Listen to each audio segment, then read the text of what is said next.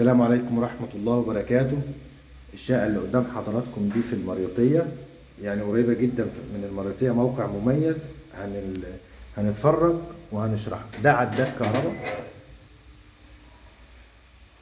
دخلنا كده من باب الشقة،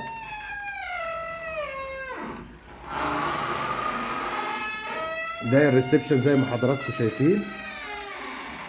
الريسبشن ده يعني المفروض ان هو قطعتين، بس الريسبشن مساحته مستريحة جدا. اجمالي مساحة الشقة دي 140 متر. دي غرفة، المفروض ان دي غرفة، بس هم الجماعة فتحوها يعني، فاللي عاوز يقفلها يقفلها. الريسبشن على الشارع، وهنا في غرفة ببلكونة على الشارع. هفرج حضراتكم على البلكونة، على منظر الشارع يعني.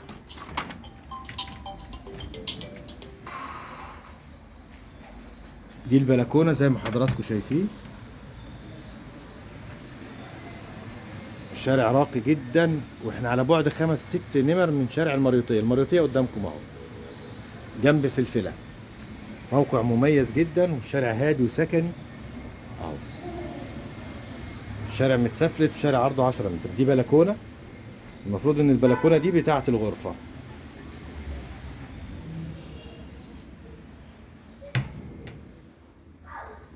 يبقى احنا كده عندنا الريسبشن وغرفة على الشارع.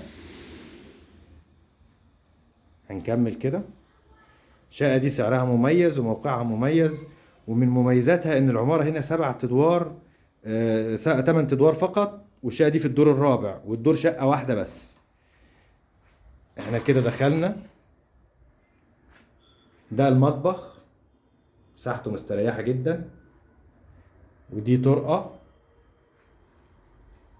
هنقول لحضراتكم على السعر واحنا بنتفرج. دي غرفة.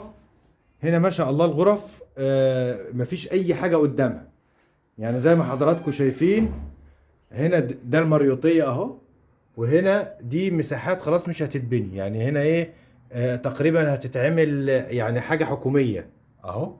مفيش اي حاجة هتبقى جرحاك. شقة فيها تهوية وشمس وفيها اضاءة ما شاء الله. بنذكر حضراتكم الناس اللي ما اشتركتش في القناة، يا ريت تشترك، ويا ريت تعملوا لنا لايك وتشاركوا الفيديو عشان يصل لكل الناس. هنقول لحضراتكم على السعر واحنا بنشوف الأوضة التالتة. دي غرفة النوم التالتة. زي ما حضراتكم شايفين الشمس داخلة الشقة ازاي، وبدون اي مجرح. الغرف دي بحري، يعني الغرفة اللي شفناها والغرفتين دول على الاتجاه البحري. زي ما حضراتكم شايفين، إضاءة وتهوية وشمس وبدون أي مجرح. مساحة الغرفة مساحتها مستريحة جدا جدا. السعر اللي مطلوب في الشقة دي 640 ألف. كرر السعر تاني، 640 ألف جنيه نهائي كاش. ده الحمام. حمام مساحته مستريحة جدا. السلام عليكم ورحمة الله وبركاته.